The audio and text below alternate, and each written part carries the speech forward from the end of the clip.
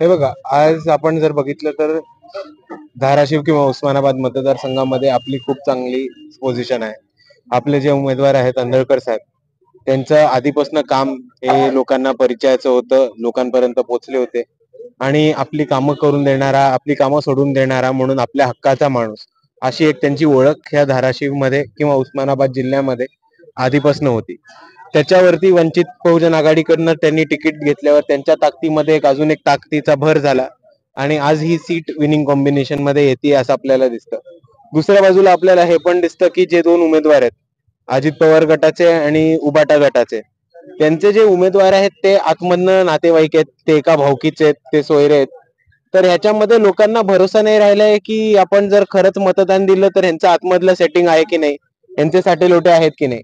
आणि ह्या परिस्थितीमध्ये जे उस्मानाबादचे प्रॉब्लेम्स आहेत, म्हणजे आपण इकडच्या शेतकऱ्यांना कितीतरी वर्ष शेतमालासाठी लढताना बघतोय, त्याच पद्धतीने पाण्याचा मोठा प्रश्न आहे, विजेचा मोठा प्रश्न आहे. आणि ह्या परिस्थितीमध्ये लोकांचा विश्वास आहे की आता त्यांना बदल हवाय आणि त्यांचाच एक हक्काचा ह्या जिल्ह्यामध्ये काम केलेला माणूस वंचितच्या तिकिटावरती आज उभा राहतोय. तर त्यांना ते बदल तिकडे निश्चित त्यांच्या स्वरूपामध्ये दिसतोय आणि ते आपल्याला मतांमध्ये पण रूपांतर होताना दिसेल यावेळेस. मोदीची गॅरंटी या 405 नारा लावत आहेत. मोदीच्या गॅरंटीला कशा प्रकारे बघता आपण? हे बघा, मोदींची गॅरंटी आतापर्यंत आपण बघितली तर सगळ्याच्या सगळ्या गॅरंट्या ह्या नकली निघालेल्या आहेत. 400 पार पण होणार नाहीयेत. जर त्यांना 400 पार करायचं असेल तर तुम्ही एक बघा, तुम्ही नुसता आता पत्रकार नुसते प्रश्न नका विचारू, तुम्ही पण जरा अभ्यास करून या. हे तरी बघून या की भाजप 400 पैकी किती लढते आणि एनडीए किती लढते. आणि त्या पद्धतीने तुम्हाला कळेल की जर यांना 400 पार करायचं असेल तर त्यांना श्रीलंका, बांगलादेश, अफगाणिस्तान, पाकिस्तान मध्ये पण सीटा जिंकायला लागतील, मगच ते 400 पार करू शकतील. आता नुकतंच जे राष्ट्रपती संविधान मुर्मू मॅडमला जे आहेत कुठेतरी रामलल्लाचं दर्शन करण्यात आले, यामागे काय त्यांचा नेमकं हेतू होतं असं वाटतं? त्यांच्यावर आम्ही केलेली टीका, आम्ही पहिल्या दिवसापासून प्रश्न विचारतोय की योगी आदित्यनाथ होते रामप्राण प्रतिष्ठान मंदिराच्या त्या पूजेला, त्यांचं असणं योग्य आहे, ते उत्तर प्रदेशचे चीफ मिनिस्टर आहेत. नरेंद्र मोदी होते, त्यांचं असणं पण योग्य आहे, ते भारताचे पंतप्रधान आहेत. तिकडे मोहन भागवतांना घेऊन जायचं काय काम होतं?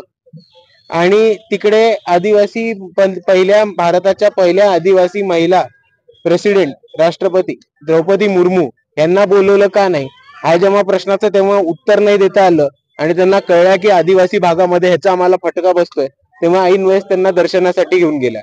जर खरंच मान ठेवायचा असेल तर मोहन भागवतांना घरी बसून भारताच्या राष्ट्रपतीला तिकडे नेण्याचं काम हे भाजपने करायचं होतं. पण एक कळून येते की ह्यांची जी ब्राह्मणवादीची प्रवृत्ती आहे आणि ह्यांची जी एक परत एकदा मनुवाद आहे यांच्या मनामध्ये, तो मनुवाद ठामपणे दिसला जेव्हा भारताच्या राष्ट्रपतीला घरी बसवण्यात येतं आणि मोहन भागवतांना पुढे काढण्यात येतं.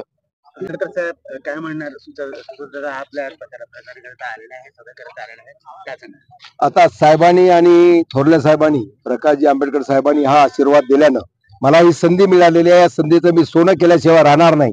आणि हे जे प्रस्थापित आहेत, नाण्याच्या दोन्ही बाजू एकाच नाण्याच्या आहेत. ह्याला नाही तर त्याला, दिराला नाही तर भावजाईला, दुसरा कोण निवडून देणार?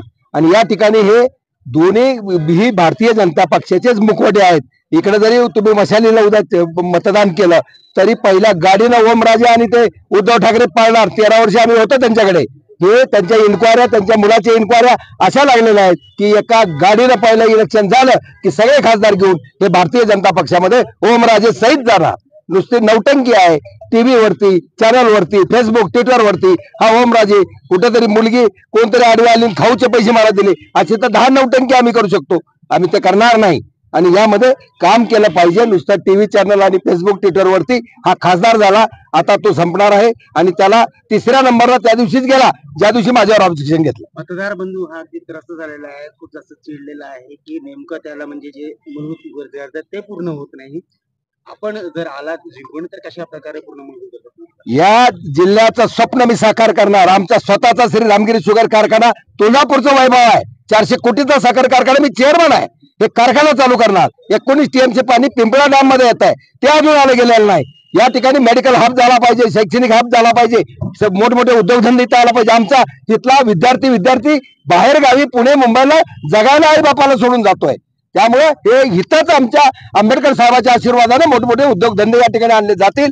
आणि जागेवरती या जिल्ह्याचं, लातूर कसा मागणं जिल्हा होऊन पुढे गेला त्या पद्धतीनं उस्मानाबाद, धाराशिव हा लोकसभा मतदारसंघ या ठिकाणी आम्ही सुखदिलाम सुफलाम केल्याशिवाय राहणार नाही. एक प्रेमाचा संदेश आपल्या मतदारांना. मतदार बंधू भगिनी कुठल्याही दबावाला कशाला बळी न पडता या ठिकाणी प्रकाशजी आंबेडकर साहेब महाराष्ट्रामध्ये तिसरा चेहरा, तिसरे काय म्हणतात त्याला पर्याय, या ठिकाणी हे दोघंही नको आहे. या जनतेला आता या ठिकाणी वंचित बहुजन आघाडीच्या माध्यमातून अनेक जाती धर्माला वंचितांना बरोबर घेऊन जे आंबेडकर साहेब पुढे चाललेले आहेत त्यांना आशीर्वाद देण्याची आवश्यकता आहे. आणि त्या दृष्टिकोनातून या ठिकाणी 4-5 लिंगायताचे चेहरे, 3 मुस्लिम चेहरे, मारवाडी समाज या ठिकाणी साहेबांनी या ठिकाणी काय न्याय दिला, उमेदवारी दिली, जे 13 वर्षात शिवसेनेने मला दिलं नाही 13 तासामध्ये मला आंबेडकर साहेबांनी दिले. त्यांचं आयुष्यभर मी ऋणी आहे.